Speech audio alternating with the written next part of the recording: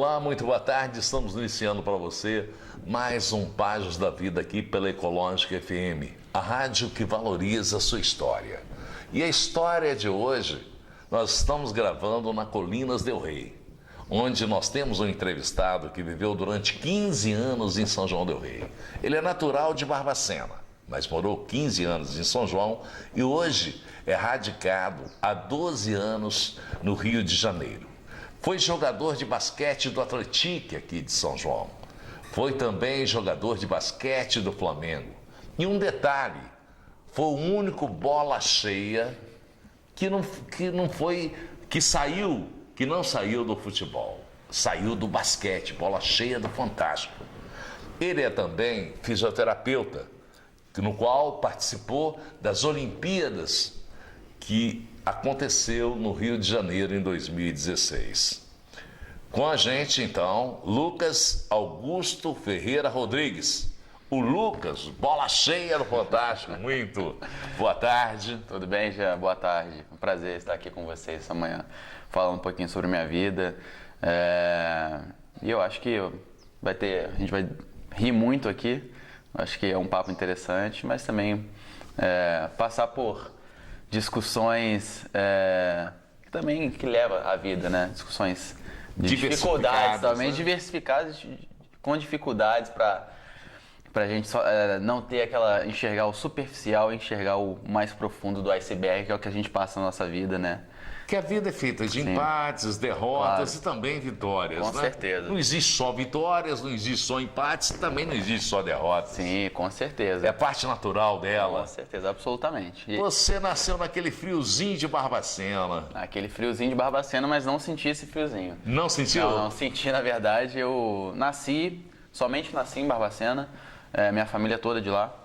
Mas, na verdade, eu morei desde pequeno aqui com os meus pais, em São João del Rei. Então é uma cidade que eu tenho muito carinho. Fale um pouquinho então dos seus pais, da sua mãe, da Ellen, do Adson, sim, do Jair.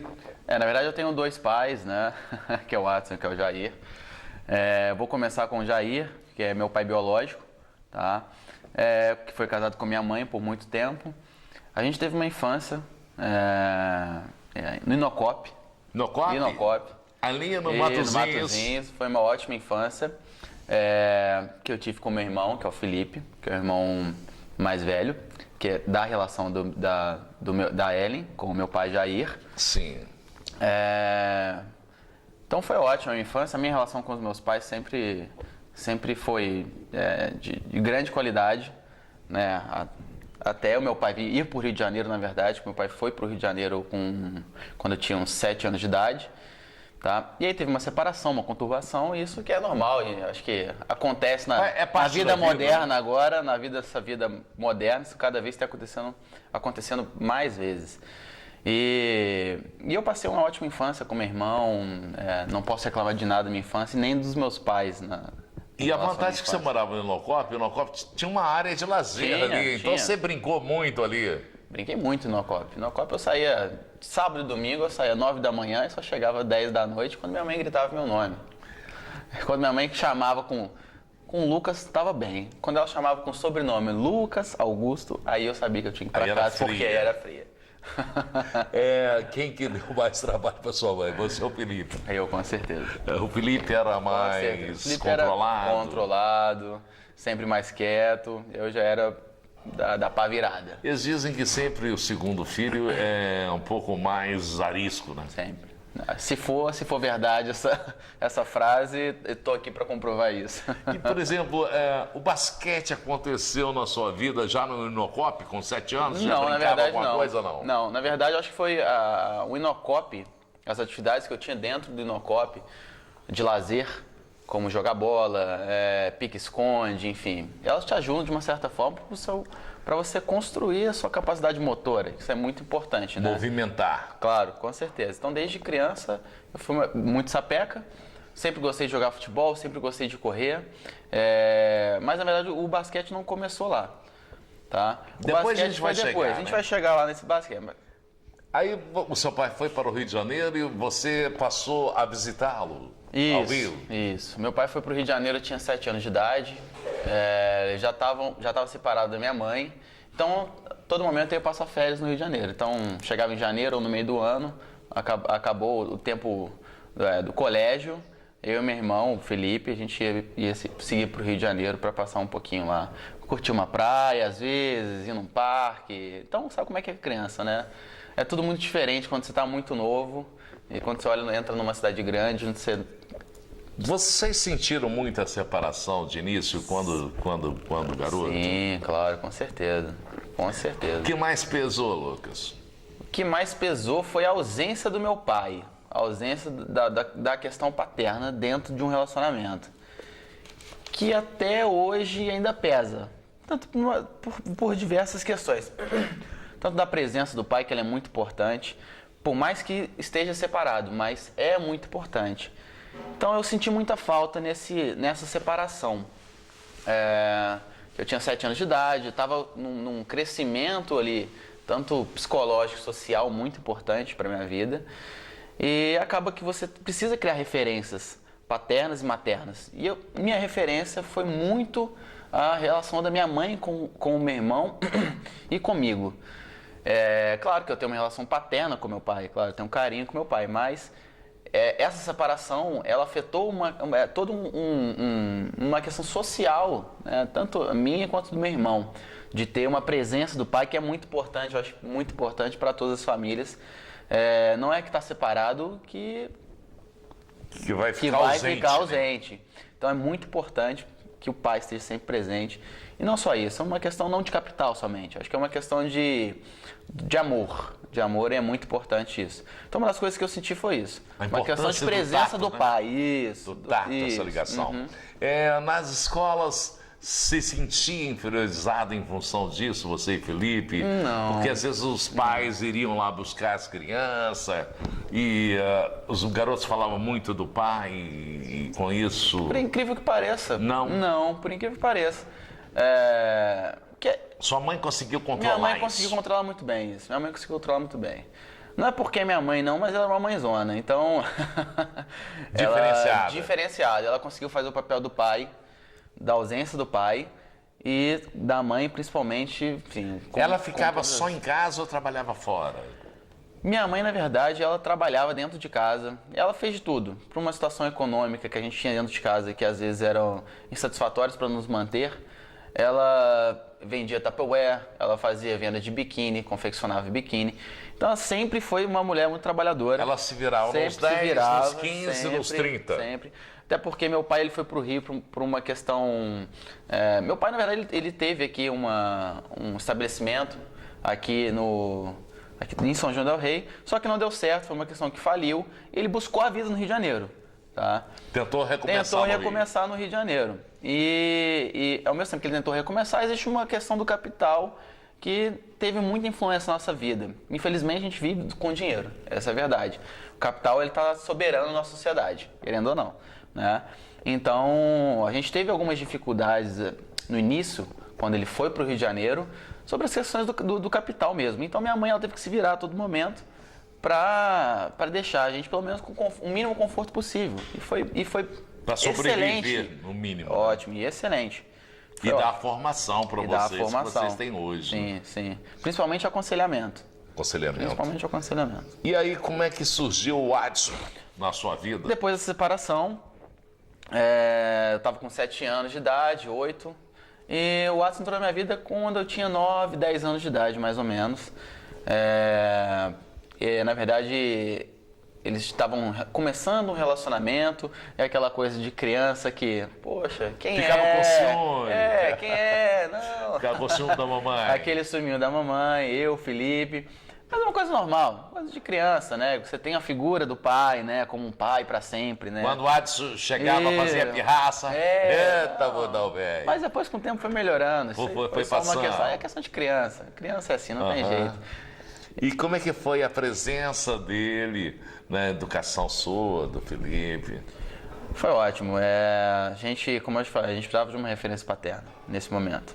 E quando ele começou o namoro com minha mãe, na verdade, foi rápido, até porque eles namoraram 1 ano e o Lorenzo veio a nascer depois de mais 1 ano, né? Quando eu tinha uns mais ou menos 10 anos de idade, Lourenço nasceu. Sim. Então, o assistente sempre estava presente, É uma pessoa que ajudou tanto com os quesitos de fatores emocionais, como carinho, amor, né?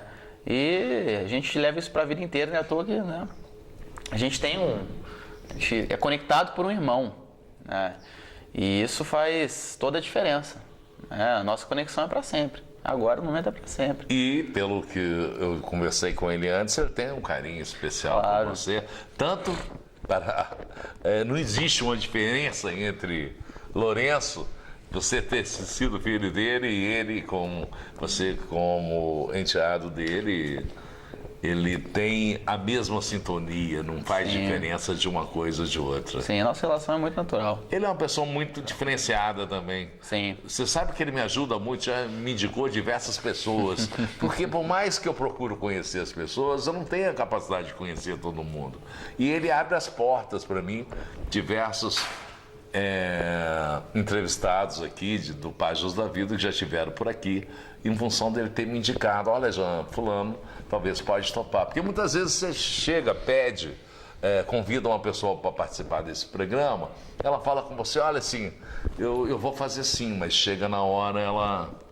Não, peraí, entendeu? E ele não, ele já me encaminha, isso me ajuda bastante. Você viveu em São João del Rei durante 15 anos. Como é que foi sua trajetória de estudo, de vida aqui, de prática esportiva, de amigos? Sim, como eu te falei, eu morava no Inocop. Eu estudava no Aureliano Pimentel, no ensino fundamental. Então, é uma escola que eu tenho muito carinho, até hoje. Então, a minha infância foi ótima dentro daquela escola. Só tenho recordações boas da minha infância. Após o ensino fundamental, eu fui para o João dos Santos, né? E estudei um pouquinho no estadual, que eu não me engano no Guarda-Mor. Guarda-Mor, isso mesmo. E eu conheci muitas pessoas legais nesse caminho, principalmente ali depois do ensino fundamental, ensino médio, né? Na verdade, é difícil você levar muitos amigos no ensino fundamental, nesse né? tempo Nesse todo, tempo de criança e tudo mais. Se você ainda é regido pela sua mãe, querendo ou não, né? E a partir do momento que você toma um pouco mais de liberdade e consciência da vida, 15, 16 anos, você começa a ter amizades ali que são fortalecidas, porque você ganha um pouco, por mais que você tenha 15 anos, você ganha mais maturidade. E fiz muitas amizades. Tenho amizades aqui, claro, não são amizades que hoje eu chego aqui em São João del Rei e ligo para falar, porque a gente perde contato. Realmente perde contato. Mas no momento que eu estive no meu ensino médio, até os 15 anos, antes de sair para o Rio de Janeiro, conheci muitas pessoas legais. Então foi um caminho muito bom, muito interessante, principalmente o ensino do Rio de Janeiro, não. O ensino de Minas Gerais é um ensino muito bom, comparado ao ensino do Rio de Janeiro.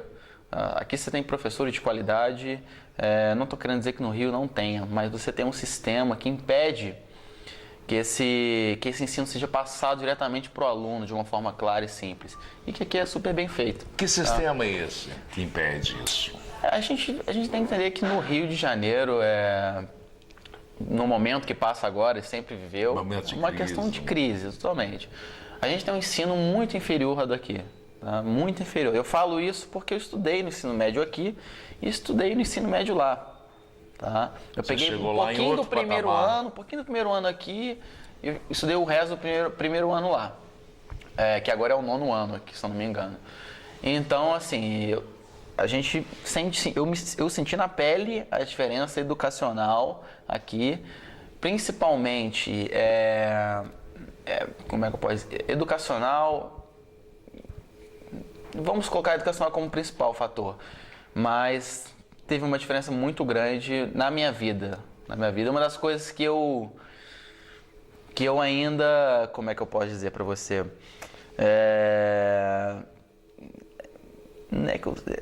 Senti falta desse ensino médio bom, como seria mais daqui. Presente. Talvez em função também da cidade de São João ser uma cidade menor, né? Sim. Eu acho que isso tudo faz com que a coisa muda de figura. Sim. A cobrança acaba sendo maior também, né? Mas porque é uma cidade grande. Sim, mas falando de uma escola pública, não tem jeito, né? Escola pública... Deixa eu te falar, o basquete surgiu quando? O basquete surgiu quando a gente morava no Segredo, que a gente morava ali do lado do Atletique, tá? E meu irmão já jogava basquete, Qual o O irmão? Felipe. Felipe. Felipe já jogava basquete.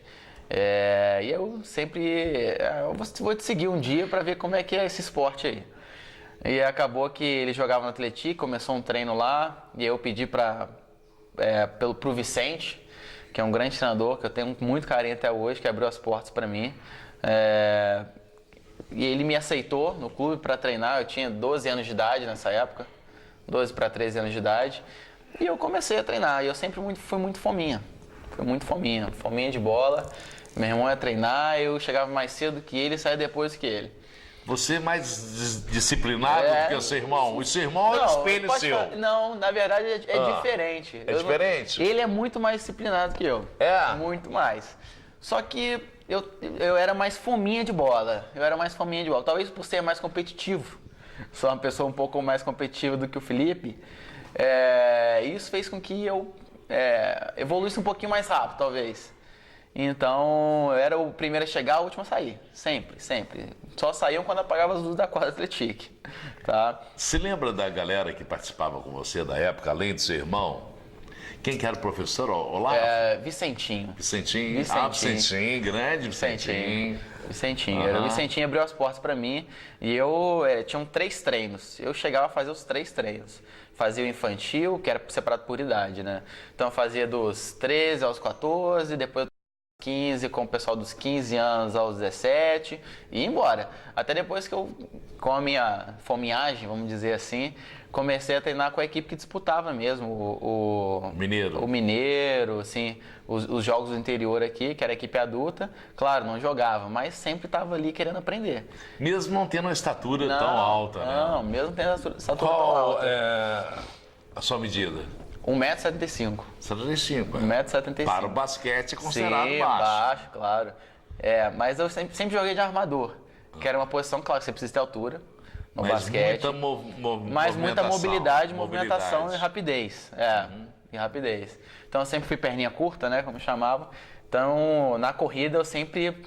Carrapato.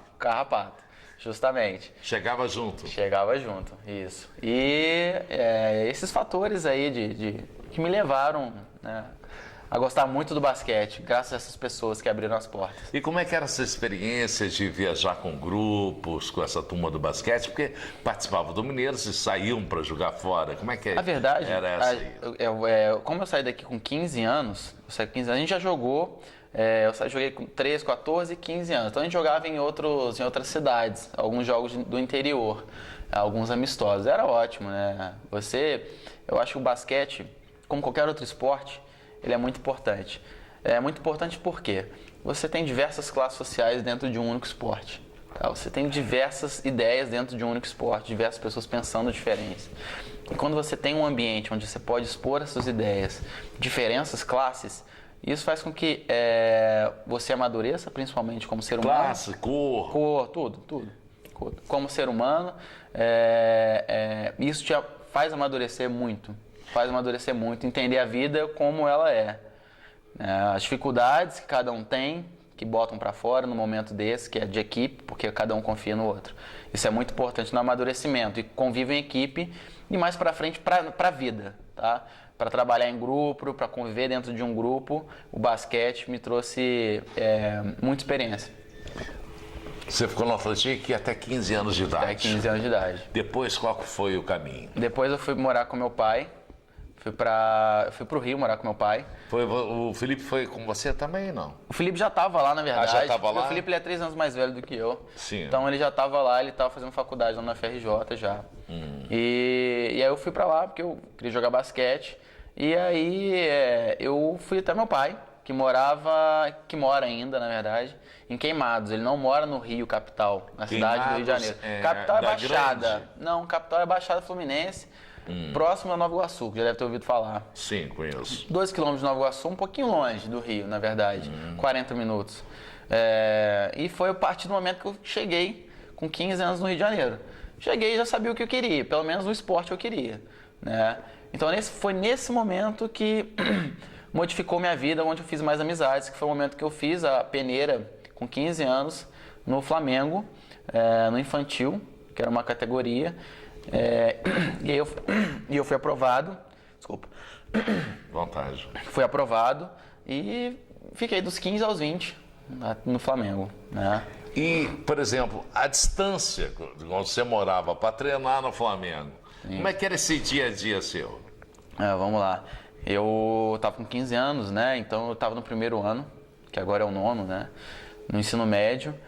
E eu acordava cedo, ia para o colégio, almoçava no colégio, merendava lá no colégio mesmo, porque não dava tempo de eu almoçar em casa, voltar para casa, porque o treino era muito apertado, o horário era muito apertado. Então eu saía direto para o trem, para pegar o trem no Rio de Janeiro, que era Queimados até São Cristóvão, que é um outro bairro. Geralmente isso leva aí 1 hora de trem, mais ou menos. Então eu chegava no treino às 2, treinava, né, com a categoria infantil. Às vezes eu treinava com a categoria infanto, que era um pouquinho acima. E depois eu iria para casa e só chegava realmente bem tarde, 9 da noite. De transporte, Sim. de tudo. Meu pai ajudou muito, na verdade. Seu pai já estava... Meu pai já estava me gerenciando nesse momento. Isso. Meu pai já estava morando com ele, assim. Já estava me gerenciando, então ele sempre me ajudou nessa questão da passagem. De apoio. De apoio, sim, claro. Então, mas era isso. De manhã acordava, almoçava no colégio mesmo, pegava o trem, ia treinar, só chegava em casa 10 da noite, 9 da noite para dormir. E quando tinha prova tinha que me dividir em dois, porque você está cansado e tem que estudar. Então, como eu fui uma pessoa que sempre me cobrei bastante, sempre me cobrei muito, eu sabia que a educação é fundamental. E eu nunca deixei de lado a educação. Nunca deixei de lado a educação porque eu sabia, se o plano A não der certo, que aquele momento era o basquete, eu tenho um plano B para me guiar. E eu nunca deixei de lado esse plano B. Isso é muito... Depois nós vamos entrar nessa área, que nós vamos ter muita coisa para falar sobre isso. Mas ainda sobre basquete, da turma que participou com você, teve alguém lá do Flamengo que deu sequência e que conseguiu se estabilizar, viver do basquete? Da nossa categoria? Da sua época? Não, da nossa categoria... Da categoria do Rio de Janeiro, sim. Sim. 2 pessoas, se eu não me engano, hoje estão jogando no profissional. Tá? Mas do Flamengo em si, não. Não. Tá?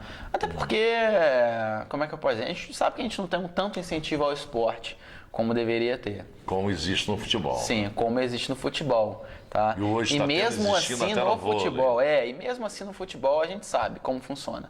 São burocracias, São enfim. poucos que têm realmente um existem lugar ao questões de sol. agenciadores, justamente. Não basta só você jogar bola.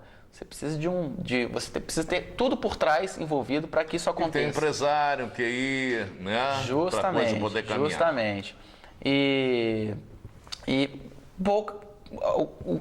das pessoas que eu joguei na minha categoria, hoje tem o Lucas Nogueira, que ele jogava no Central, que é um clube de Niterói que jogou com a gente, que hoje está na NBA, inclusive. Que legal, hein? Tá na NBA. Esse, graças à vida, conseguiu voar alto. Sim, um grande jogador, grande jogador.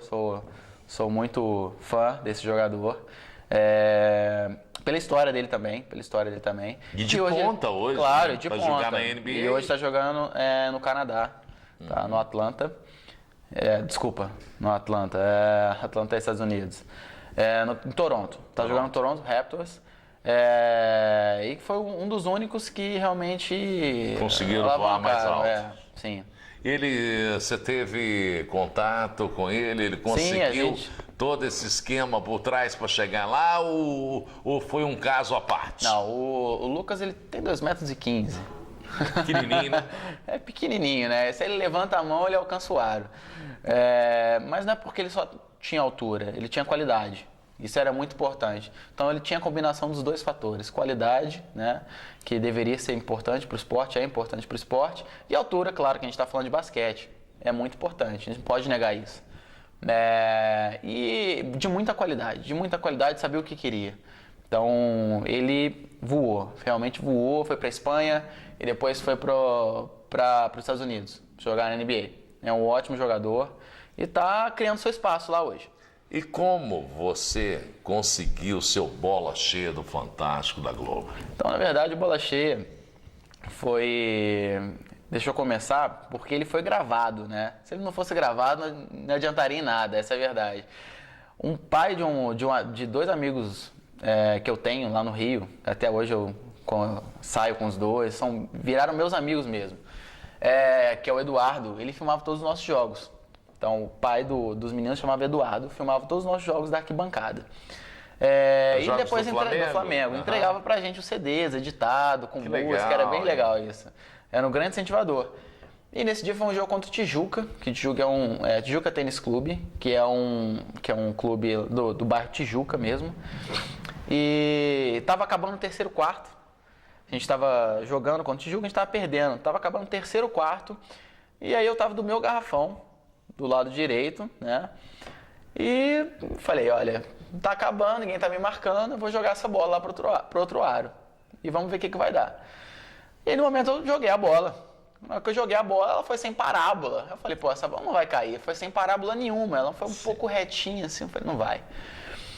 E aí tomei um susto, porque quem vê o vídeo parece que ela caiu como se fosse um chuá, direto na rede, mas não.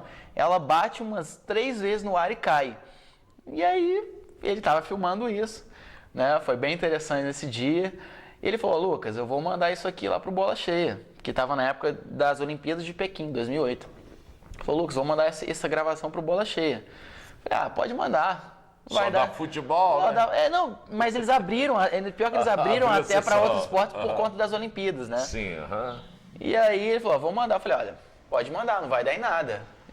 Vai dar absolutamente nada. E aí eu cheguei em casa um belo dia, voltando do treino, e eu recebi mensagem da minha mãe. E olha, apareceu no Bola Cheia aqui. Eu falei, quê? Um monte de mensagem depois, que na época era Orkut, né? Não era nem Facebook, nem Instagram, era Orkut. Um monte de mensagem no Orkut e a Bola Cheia, não sei o que, do Fantástico, São João del Rei, Lucas e tal. E eu nem acreditei. Falei, caramba, eu nem acreditei que fosse passar para ser escolhido para passar no Fantástico, né? E tomei um susto, claro. E a sensação? Foi ótima, né? Foi reconhecido nas ruas do Rio, os amigos. Sim, aquelas zoeiras entre os amigos, né? Bola cheia, Aí depois os profissionais do Flamengo ficaram tentando fazer a mesma cesta que eu fiz. Mas foi uma sorte. Foi uma sorte. Aqui a gente fala. Os profissionais do Flamengo passou até ir lá de visitar mais. Passou a fazer. Você que é o Bola Cheia? Sou Bola Cheia. Aí depois eles ficaram tentando fazer a mesma cesta, brincando. Certo. Inclusive depois o Fantástico fez uma gravação lá comigo, com uma entrevista que da minha categoria, né? As pessoas da minha categoria tentaram fazer a mesma cesta. Só que ninguém conseguiu, né? Na verdade é isso aí de 1 em 1 milhão, né? Fazer uma cesta dessa. Um prêmio da Mega, sozinho. Um prêmio da Mega, É muito difícil, Mas foi assim. Claro, tive reconhecimento, foi bem legal. Foi interessante. Você tinha quantos anos? Eu tinha 17 anos. 17 anos. A flor da idade. Flor da idade. Aí, o que aconteceu que você não seguiu no basquete sendo Bola Cheia?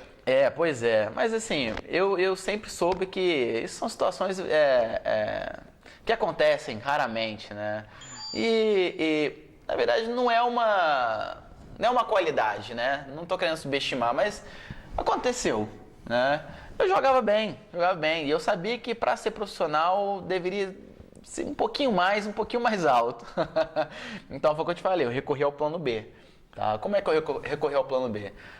De uma certa maneira, a gente jogou dos 15 aos 20. Então dos 15, 16, 17 até os 18 anos, eu estava no ensino médio.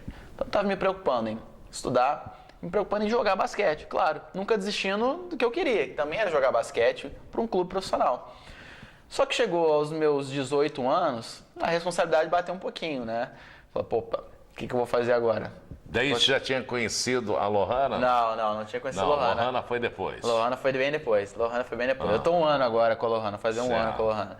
Então, assim, dos 18 anos, foi o momento que bateu a porta. Falei, eu tenho mais 2 anos para jogar basquete, 18 anos e 19 aos 20, e eu preciso recorrer agora ao plano B. Se não der certo o plano A, né, eu tenho outra saída. E eu joguei o juvenil, 18, 19, mas no segundo ano de juvenil, aos 19 anos, eu passei para a faculdade. Tinha passado para o UFRJ, como fisioterapia. E a partir daquele momento eu tive aulas que batiam no mesmo horário do treinamento. Então, aí você tinha que escolher. Né? eu tinha que dar prioridade a alguma coisa. Mas já sabendo que no último ano as coisas você não vai virar profissional, não adianta enfeitar, você tem que ter um sonho, mas a gente tem que botar um pezinho na realidade também. Realista, né? Isso, tem que ter raiz, não é só voar, né? Então foi aquele momento, porque as aulas batiam com o horário do basquete, eu chegava atrasado para jogar o basquete e me prejudicava também na faculdade. Eu precisava escolher, eu falei, olha, eu vou levar até o último ano, dos 19, que é o meu último ano de juvenil aqui no basquete, eu vou levar estudando. Sei que não vai ser a melhor coisa, mas é um semestre só, porque eu entrei no meio do ano na faculdade, de julho para dezembro.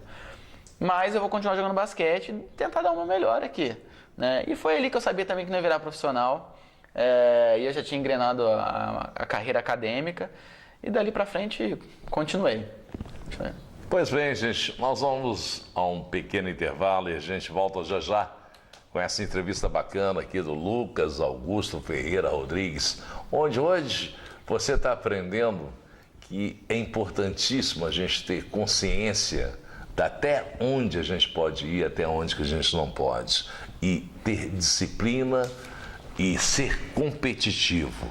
Com o Lucas, que foi o bola cheia do Fantástico, foi jogador do Flamengo, jogador do Atlético. A gente volta já. Pois bem, gente, voltamos com o Páginas da Vida pela Ecológica, lembrando que estamos também no YouTube, Páginas da Vida São João del Rei. Você que está acompanhando a gente pelo rádio, você pode entrar no YouTube, Páginas da Vida São João del Rei, e se você perdeu algum pedacinho dessa história bonita aqui, do Lucas, o bola cheia do Fantástico, do Lucas, fisioterapeuta, das Olimpíadas que aconteceram no Rio de Janeiro em 2016, o Lucas que jogou no Atlético, Lucas que jogou no Flamengo, no basquete, você pode acompanhar não só pela rádio, como também pelo YouTube, Páginas da Vida São João del Rei. E gostaria de dar aqui uma boa tarde para ela, a esposa do Lucas, bola cheia. Foi o bola cheia, Lohana, foi o bola cheia que te chamou a atenção do Lucas? Ou não? Não, por muitas outras coisas, com certeza, né? Quais foram as virtudes que você viu nesse Lucas? Então, a gente se conheceu no CrossFit, né? A gente fazia junto, começou. E desde então a gente nem se falava um com o outro, né? Uma palavra. Até que teve um evento. Mas nem olhar? Não, eu olhar? já tinha observado, mas eu fingia que não tinha observado, entendeu? E você é carioca, do Rio de Janeiro, carioca da Gema, né? Isso, de qual região do Rio de lá. Janeiro? Eu morava em Olaria. Olaria? É. Você fez muito tijolo em Olaria lá? Não. Essa é clássica. Então, e aí nesse evento a gente começou a conversar e o Bolota, que é o nosso filho, é que meio que linkou a gente. Aí, o Bolota é um cachorrinho, né? Extremamente juizado, né? Sim. E você acha que ele te puxou ou puxou o Lucas? Ah, não, ele é muito agarrado com o Muito agarrado com o Lucas. Muito. E aí a partir disso, assim, foi acontecendo, eu fui o conhecendo, vi o quão grandioso ele é, né? E ainda vejo até hoje, a vida é um eterno, um eterno conhecimento um do outro, né? A gente está sempre em processo de conhecer um ao outro.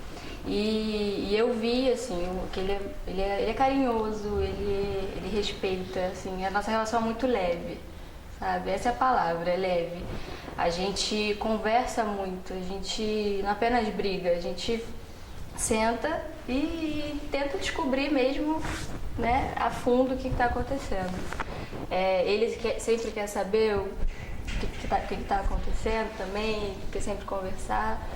E ele é isso, como vocês já falaram no primeiro bloco, né? Ele corre atrás do que ele quer. Ele quer fazer o melhor, ele não quer fazer o mais ou menos. Ele luta com muita consciência, né? Sim, sim. Isso é o diferencial Sim, que ele tem. Exatamente. Agora foi Coisa interessante, juntou a mineiroca, né? O mineiro com a carioca. Deu uma liga bacana. E você, Lucas, na época quando vocês começaram a paquerar, se conhecer, ela já era militar? Já, Luan, já era militar. Já era militar. Mas ela não transparece isso na vida cotidiana dela. Por Dentro de casa não existe um exército lá dentro, não, nada. Eu falo que pegaram ela e colocaram no meio. Não ela escolheu esse meio. Mas ela não parece. Nada com militar, não tem esse autoritarismo que tem o militar, né? Aquela coisa fechada, quadrada, disciplina, né? O pedir para namorar não foi complicado em função de você já ter conhecimento dela ser militar, não? Não. Na verdade foi tão natural, não teve nem pedido para namorar. Foi uma coisa tão natural que a gente acabou se envolvendo. Naturalmente.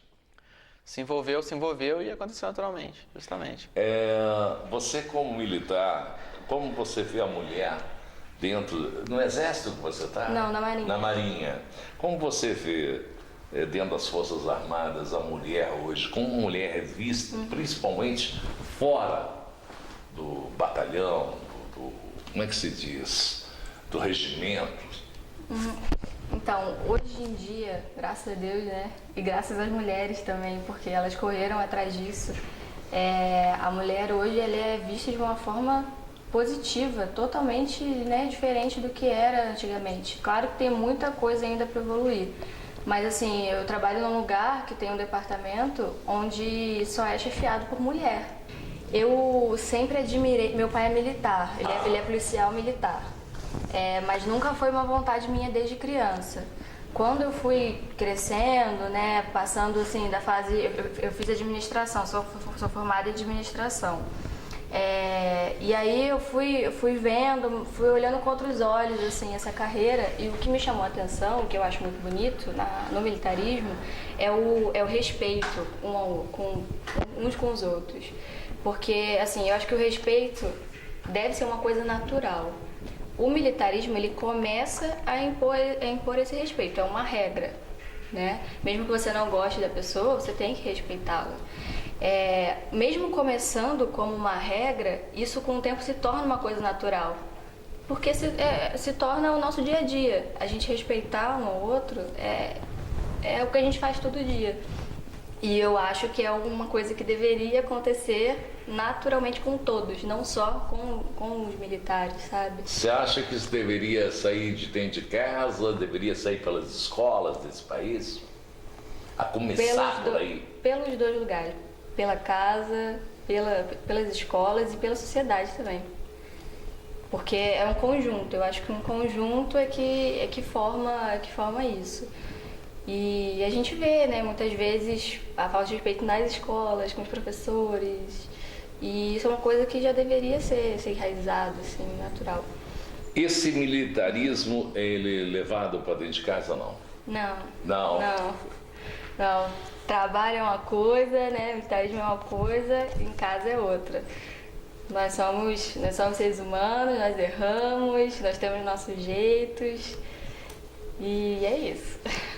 Vamos falar um pouco da área que você optou para seguir sua vida e crescer junto a ela, que é a fisioterapia.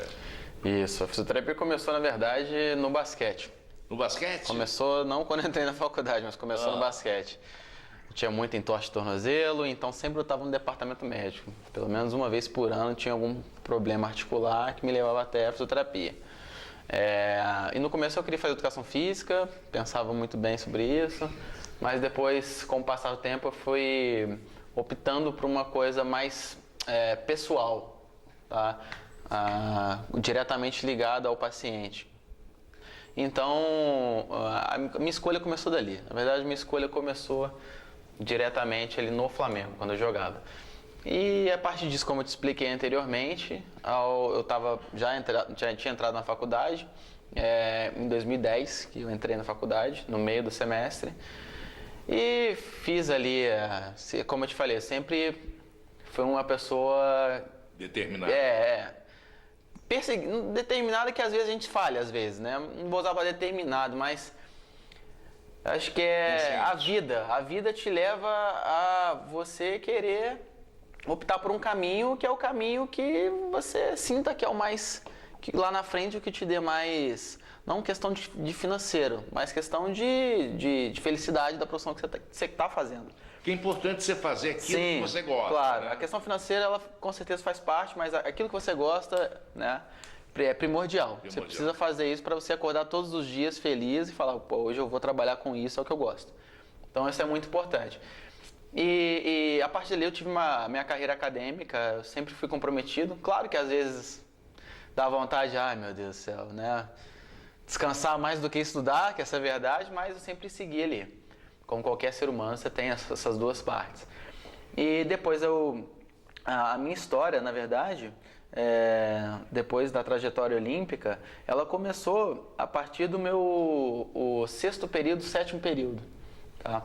Que é onde eu fiz, lá no Rio de Janeiro, tem um Instituto de Fisiatria da Polícia Militar, que é localizado até em Olaria, que é onde eu morava próximo ali, eu morava em Bom Sucesso. E eu fiz a prova para ser estagiário, passei na prova e entrei no ano de 2013. E ali eu conheci diversos profissionais da área, como Leonardo, Ricardo Duarte, muitas pessoas, onde eu levei essas pessoas como um projeto meu que eu quero ser para o futuro, tá? E quando eu conheci o Leonardo, na área de traumatortopedia, na verdade, no meu estágio, ele já trabalhava com a seleção brasileira de nado sincronizado. E a gente tinha um bom contato, a gente éramos amigos ali, tipo, era muito recíproco. Eu sempre buscava tirar o conhecimento que ele tinha, porque eu acho isso importante. E ele também sempre me passava tudo. Sim. E nós crescemos com essa amizade. E ele me fez um convite de acompanhar a seleção de nado sincronizado junto com ele. Porque ele tinha alguns planos futuros.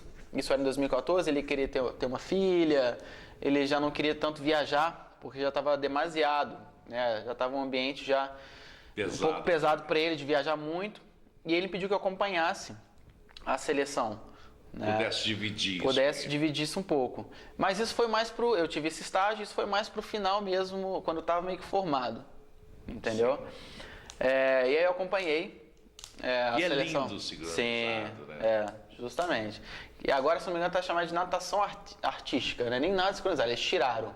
Agora é natação artística ou nado artístico. Mas ali começou a história das Olimpíadas. Então, eu acompanhei a seleção de nado sincronizado ou natação artística, né? De 2015, 2014, final de 2014 até 2016, né? Onde foi o ciclo olímpico. E agradecer muito, se ele assistir esse vídeo, ao Leonardo Paulino, que foi uma pessoa que realmente abriu a porta. Deu um up e me abriu diversas portas. Foi ótimo. Isso é a importância de amigos na vida da gente, pessoas conforme Leonardo, né? É Sim. fundamental para que a gente possa ter um espaço, né? Porque o sol nasceu para todo mundo, mas tem que ter alguém para poder abrir uma portinha, uma gretinha para que o sol possa. Sim, isso é primordial. Mas foi o que eu estava conversando com a Lohana ontem, a gente estava conversando diversos assuntos ali na mesa. E uma coisa é que a gente tem muita vaidade nesse meio. Qualquer meio que você vive, tanto de meio profissional quanto qualquer outro meio estudantil, vamos dizer assim, a gente tem dois tipos de profissionais. O que quer te passar conhecimento, que é o que provavelmente na sua universidade, no seu âmbito escolar, existiu pessoas onde ele pôde contar com que passasse todo o conhecimento para ele. Então esse cara é um cara diferenciado, é o cara que vai te passar conhecimento. E você existe a pessoa que tem o conhecimento, detém esse poder, mas às vezes não quer te passar esse conhecimento. Tá? Ou às vezes ela não tem nem didática para passar, às vezes também não. Às vezes tem didática, mas existe a vaidade falando mais alto, porque é aquela coisa, você não pode ser igual a mim, na minha forma de conhecimento. Né? Existe isso no ser humano. Né? Eu detenho conhecimento, mas eu não vou você pode, não sei claro, a mim, mas claro. pode ser melhor do que eu. Sim, mas é isso. Isso faz parte natural da vida. Sim, mas eu quero que você compreenda que existe uma questão de vaidade nesse meio. Infelizmente existe. Tá? Acho que em todos os sentidos, até no militarismo também ele é exigido. Né? Existe uma questão. Só que aí vai depender de o cara vai querer ou não passar o conhecimento para você, ou vai querer que você nunca cresça para chegar onde ele chegou. Né? Isso é muito importante. O Léo foi uma dessas pessoas que me passou todo o conhecimento. Não só o Leonardo, tá? que abriu a porta para mim, mas o Ricardo, que foi outro terapeuta da Polícia Militar, diversas outras pessoas. Né? E eu sou muito agradecido por essas pessoas. E também as pessoas que não me passaram conhecimento. Eu sou muito agradecido por ter essa visão hoje que eu tenho, dessa diferenciação dessas pessoas. Todos estão aqui para construir. Sim, não faz parte da vida. Sim, né? não faz parte da vida, com certeza. Ele é natural. Claro, natural. E às vezes o não até te dá até mais força do que o sim. Você costuma muito com o sim. Sim, e às vezes você entra numa zona de conforto, mas nem sempre é bom viver. Nem sempre nessa é bom zona, viver. Né? Às vezes é preferível você justamente. Né, dançar um pouquinho para que você possa seguir. O nado sincronizado é uma coisa muito bonita. E o índice de contusões são muito grandes porque tem alguns... os exercícios levam um determinado perigo, né? Sim, tem sim. Principalmente o ombro, tá? Porque elas precisam a todo momento flutuar na água. Então é um movimento que elas nunca vão perder, que é um movimento com o ombro. Isso aqui a todo momento tem que existir, tá? Então é um movimento mantido com alta frequência, tá? E a gente precisa dar muita atenção a esses movimentos repetitivos, que é o que podem causar lesão, tá? Se o atleta está ou não preparado para fazer esse movimento durante uma hora e meia. Tá? Então, existe sim, claro, nado sincronizado, por mais que não seja um esporte de trauma, um esporte aquático, ele tem também um pouco de trauma, por quê? Elas nadam próximas. Então, nadando próximas, batem às vezes bate um pé na face da outra menina, ou bate na barriga, enfim. Existe o trauma, mas a questão do nado sincronizado são movimentos repetitivos que a gente tem que ficar com um olhar bem ali acurado para detectar essa lesão, que é o que mais acontece, que acontecia no âmbito esportivo do nado sincronizado. A fisioterapia, ela tem um sentido também de prevenção ou só no momento da situação? Não, a fisioterapia ela tem total... A fisioterapia, para mim, hoje, é preventiva. Preventiva. Tá? Com certeza. Não estou falando assim. Agora, para mim, tem crescido muito. A gente vê hoje, principalmente em âmbitos de atletas, a gente tem crescido muito a questão da prevenção da lesão. Mas para isso você precisa entender que grupo você está trabalhando. Se eu estou trabalhando com esporte, o futebol, por exemplo, ou o basquete, eu preciso entender a especificidade daquele esporte. O basquete é arremesso, o futebol é chute. Tá? Eu preciso entender qual é o maior número de lesões e onde elas estão localizadas.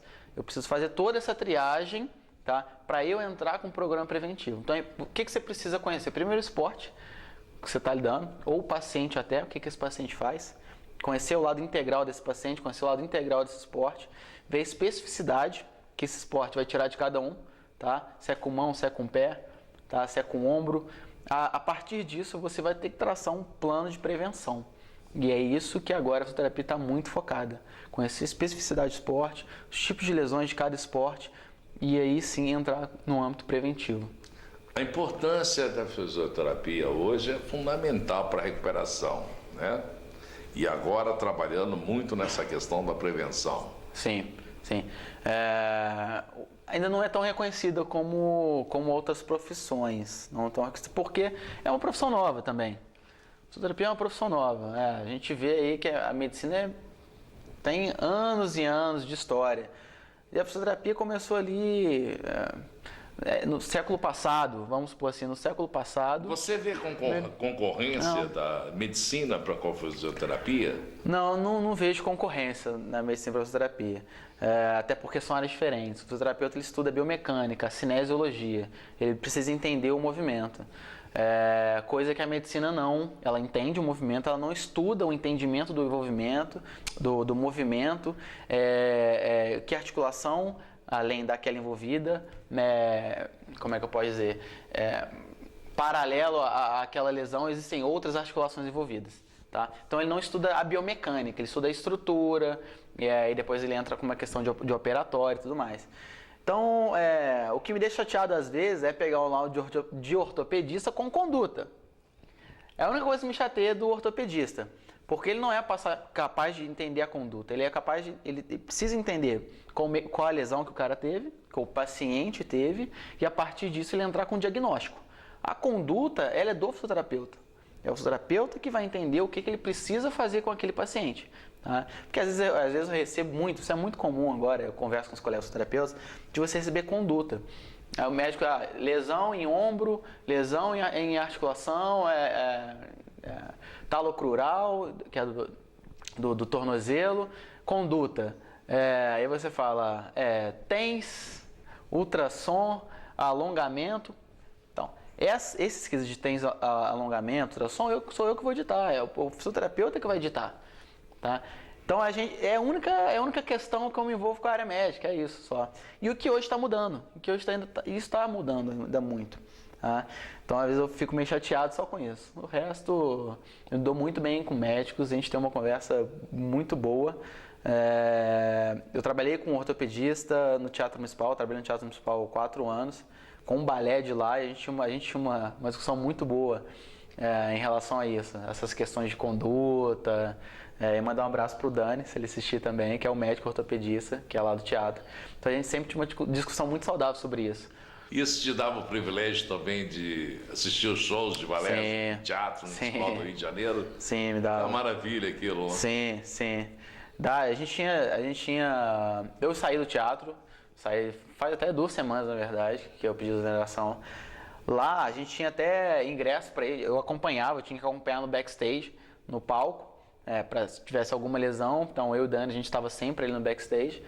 E a gente tinha direito a ingresso também, tinha 2 ingressos que a gente dava para os familiares. Sim, Lohana sempre. A Lohana não gostava muito não, eu chamei ela não gosta muito não. Ela tem um jeito tão feminino, até dançava leve. Pois ela não gosta muito. Eu falei, se ela não gosta, acho que cada um tem o seu... Cada um tem sua praia. Sua praia, cada um tem sua praia, justamente. Em falar em praia, a gente vai a um pequeno intervalo e a gente volta já com mais um bloco aqui para você, com essa história bacana hoje do Lucas Augusto Ferreira Rodrigues. O Lucas, bola cheia do Fantástico. O Lucas, fisioterapeuta das Olimpíadas no Rio de Janeiro. O Lucas, que jogou no Flamengo, jogou no Atlético no basquete aqui. A gente volta já. Pois bem, gente, voltamos aí com Páginas da Vida de hoje, com essa pessoa bacana demais, o Lucas Augusto Ferreira Rodrigues, que foi jogador aqui do Atlético de São João do Rio do basquete, jogou no Flamengo, foi o bola cheia do Fantástico, fisioterapeuta que participou das Olimpíadas do Rio de Janeiro em 2016 e está aqui junto com ele, com uma pessoa que tanto ele falou, que foi do Felipe, está também o outro irmão, o nosso amigo Lorenzo. Lorenzo, o seu nome é descendente de... Italiano. E o seu, Felipe? Eu sei. Brasileiro, como nós. O meu nome é todo importado, Jean William Cipriani, e o produto é nacional. Mas você, a descendência tem a ver... alguma coisa? Pelo nome, a origem do nome é pelo filme, mas descendência, assim, da família, assim, não sei. Isso foi pelo quem que escolheu o seu nome? Meu pai. Seu pai. Seu pai é muito estudioso, Adson. Só que ele não quis aqui dar a sua presença, dar a sua palavra, né? É um cara que estuda muito em diversos segmentos, seja de música, seja de arte, seja da área religiosa, né? Um cara realmente diferenciado, né? E o que você fala, Lourenço, sobre o Lucas, seu irmão? Bom, depois que ele foi embora pro Rio, o contato foi um pouco difícil, pelo fato também de eu ser pequeno, porque hoje em dia a gente tem uma diferença de 9 anos. Quando ele foi pro Rio de Janeiro eu tinha o quê? 6 anos, não tinha esse conhecimento ainda. Até a adaptação foi fácil. Não vou mentir, teve aqueles momentos de altos e baixos. Mas hoje em dia o contato que a gente tem, não só com ele, mas tanto com ele também, é ótimo. Com o Felipe também. Quando a gente faz um jogo de cintura, eles vêm, eu vou. Você, quem te chama mais atenção, Felipe ou Lucas? Olha, Você é o caçula, né? Geralmente sobra. caçula sofre. É difícil ser caçula. Sofre. Ainda mais na mão desses dois. E sobre Yasmin? Yasmin não está aqui. Sobre Yasmin, o que você fala? É um contato muito difícil. É a mais difícil toda de lidar. Aquela. Então, a militar que a Lohana é Yasmin. É. Dentro de casa é Yasmin. Militarismo que ela não leva pra casa e Yasmin traz pra cá, com certeza. Ô, Felipe, o que você disse sobre o Lucas? Ele comentou tanto, muitas vezes você participava das coisas, ele sempre gostava de participar junto com você, buscar as coisas que você buscava e através disso ele se encaixava. Pois é, desde pequenininho ele sempre quis andar atrás, sempre fazer alguma coisa, me via fazendo, queria imitar, e aí eu acho que ele leva isso também pro resto, né? Comecei a jogar o basquete lá na UFSJ, ele queria isso, que era muito novo.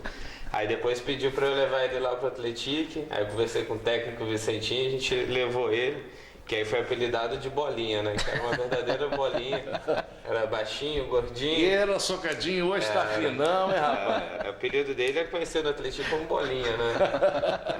Dentro de casa é outro. Aí ele sempre ia atrás, me leva, irmãozinho, me leva. Sempre assim. E a sua profissão é fisioterapeuta também? Não, eu sou educador físico, sou professor de educação física. Educação física. Então, nessa parte, ele sai um pouco fora do plumo. No final ali ele deu um pouco fora da curva ali, mas caiu um pouco também na área, né?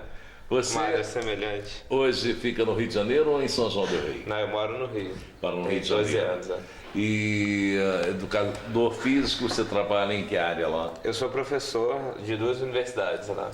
Ah, é? Dou aula na Uniabel e na UFRRJ, que é a Universidade Federal do Rio de Janeiro. Na parte de academias, não foi só praia? Não muito. Não muito. Não. Essa questão do bola cheia, quando ele ganhou o bola cheia do Fantástico, que foi para você que levou ele para participar do basquete e depois ele acabou parando.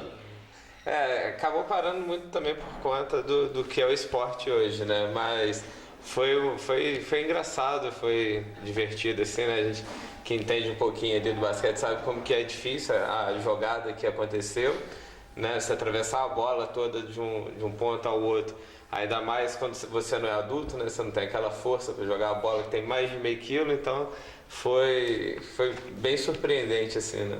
Nós aproveitamos, recebemos aí, o Ayrton vai focalizar pra gente, né? O pai desses meninos, né? Aqui, que estão presentes hoje com a gente aqui, o Adson, grande figura de São João del Rei, conhecidíssima dentro das orquestras, né? Em todas as áreas culturais de São João, uma pessoa que participa muito. E eu gostaria que o Alisson desse uma palavra aqui sobre o Lucas e também sobre os outros filhos aqui pra gente, que é muito importante a sua palavra sobre eles. Eu queria dizer que são 3 filhos maravilhosos. A entrevista não é comigo, já. A entrevista não é com você, mas a história deles e você faz parte dessa história. Então é muito importante a sua opinião sobre eles. A gente está vendo aqui, né, pela capacidade de expressão deles, pela própria energia que a gente sente, a capacidade deles. Mas você, como pai, pode falar muito mais. O que eu dissesse era a redundância, porque o que tinha que ser dito já foi dito pelo grupo, né? Acabou de ser falado pelo Felipe, não sei se o Moreno já proferiu as palavras dele, né? Mas em resumo é isso, são filhos maravilhosos. Tive o prazer de conviver com eles pequenos, então logo me casei com a mãe deles. Logo eles foram para o Rio de Janeiro, caminharam com a vida deles. E hoje ainda os tenho na minha casa sempre, até porque considero filhos meus. E a nossa convivência é a melhor que existe. E vocês, o que falam dele? Do Lucas, Do Watson. O Watson pra gente é como um pai, né? A gente sempre pôde contar com ele, continua sempre contando. Então quando o pessoal fala, vocês vão pra casa de quem? A gente vai pra casa da nossa família em Minas, né? Então uma convivência normal, de uma família normal. O né? pai mineiro. É, exatamente. E você, Lona? Bom, não tem nada a reclamar. Lourenço. Você convive mais com ele no dia a dia, né? Você vive aqui. Aquela pessoa estressada, mas... E não parece tão light, né? Felipe, você já comentou alguma coisa sobre o Watson, mas o que você pode acrescentar nisso? É uma pessoa ótima, tá sempre preparado para nos ajudar. Isso desde quando a gente era criancinha, né? Sempre deu o apoio de pai, quando a gente estava só com a nossa mãe também. Sempre nos apoiou, sempre nos ajudou, sempre nos deu conselhos a sempre buscar uma vida com bastante frutos, que é que ele colheu muito hoje, que ele tem uma vida de frutos, com a família principalmente, e que ele sempre passou pra gente. Colheu frutos do que a gente plantou, né, principalmente do estudo. Você, como professor de educação física, qual a importância que você vê da sua matéria hoje, não só na universidade, mas como também na escola básica? Me parece que está tendo uma lei aí que vai abolir a educação física das escolas básicas, não vai ser, me parece, obrigatório ter isso nas escolas. Como é que você vê isso? Como retrocesso? Na verdade, o que ultimamente vem ocorrendo são grandes retrocessos, né? Então, não só na questão da prática de atividade física, mas como a retirada de outras matérias, né? Das ciências sociais humanas, isso desde o ensino básico até a desvalorização no ensino universitário, mas especificamente da educação física. É um pouco preocupante, né? Visto que hoje, cada vez mais, as crianças deixam de ocupar espaço de rua, de praças, né? Deixam de se desenvolver de forma integral, como até pouco tempo atrás acontecia, né? Você vê, esse programa Página da Vida está saindo também um Brasil que eu quero, né? Hoje, em off, a gente estava brincando sobre o Brasil que eu queria, né? E, no entanto, agora nós estamos tendo a oportunidade de levar, né, esse Brasil que eu quero de outras maneiras. E esse Brasil que você quer? Bom, o Brasil que eu quero é um Brasil com menos preconceito, eu diria, com muita base em educação, tá? Menos preconceito principalmente, e eu não vou fazer o clichê que todo mundo fala, que é a questão de corrupção, porque isso aí já está mais que dito na mídia, tá? Eu não vou falar isso, mas já falando. E investimento em educação, tá? A gente tem um discurso muito superficial hoje. Eu vejo isso. Precisa mais de a gente prática, A gente tem um discurso muito superficial. Mais agora em ano eleitoral, a gente sempre tem um discurso superficial de se é isso, tem que fazer isso, se é isso, mas a gente precisa entender a raiz do problema. Se entender a raiz do problema, a gente modificar os processos de educação e por que aquele indivíduo leva a fazer isso no futuro, a gente vai tirar essa superficialidade e tornar a sociedade um pouco melhor quando a gente olhar profundamente. Olhando profundamente, nosso país tem jeito. Sim. Não é isso? Voltando à parte da época das Olimpíadas, deve ter sido um marco diferenciado para você, não? Foi muito. Eu estava com 25 anos de idade. Hoje você está com quantos anos? 27. Uai. Não. Nós somos quase da mesma idade. Eu estava com 25 anos de idade, então passava muitas coisas na minha cabeça, como novo eu ainda cheguei ali. Como eu te falei, assim, eu sempre quero mais e mais, e às vezes falta até um pouco de confiança em mim por ser tão novo, né? Às vezes falta essa autoconfiança, eu cheguei aqui, mas tem muita sou tão bagagem. novo. Sim, querendo... Mas se você parar pra pensar, eu tenho, vamos lá, fiz 4 anos de formado, então tudo aconteceu muito rápido na minha vida. Mas é o que eu tô falando, eu sempre busquei desde da minha faculdade. E eu acho que pode ser um reflexo isso também, tá? E também da questão de sorte. Não adianta você ter a questão de, não sorte, mas de portas abertas, de outros profissionais ali te orientando. Passar, você montar em cima dele, né? E você procura fazer sempre. Sim, aproveitar sempre. Então, a Olimpíadas para mim foi um fator marcante na minha carreira, no meu currículo. Infelizmente, hoje tudo é currículo, mas é o que está no papel. e faz diferença. E eu, com 25 anos de idade, eu estava dentro de uma Olimpíadas, assim. Foi excepcional para mim. Eu chegava no estádio com o meu crachá, eu ficava super emocionado, porque eu sei que muitas pessoas queriam estar lá onde eu estava, e eu, com 25 anos, eu estava ali, naquele momento, presente. E isso foi emocionante para mim, no sentido da palavra, foi emocionante mesmo. A partir do momento que eu cheguei dentro do estádio e eu vi aquele ambiente olímpico acontecendo para mim, na minha frente, foi importantíssimo na minha carreira. Você é um bola cheia mesmo, que começa bem novinho, tendo tantas experiências em todos os quais os sentidos em qual você procurou viver, né? Sim. Uma coisa bem interessante. Você falou que largou o Teatro Municipal do Rio de Janeiro hoje. O que você está fazendo? Então, eu trabalhei no Teatro Municipal quase 4 anos. Convivi muito tempo com o mundo do balé, o mundo artístico. E eu optei hoje em dia por hoje foi uma saída do Teatro Municipal, foi mais uma questão de capital. O momento da minha vida. É um momento da minha vida que eu saí de casa, eu morava com o Felipe, né? A gente dividia as contas lá agora, não modificou muito, mas agora hoje eu estou morando com a Lohana e é um compromisso maior. E o compromisso maior, ele sempre vai também ter que ter um capital maior. Porque você está saindo de casa, você vai ter que pagar conta. E, infelizmente, é o que eu te falei. Capital é isso, a gente precisa trabalhar. Com o irmão é uma coisa, dividir com é outra.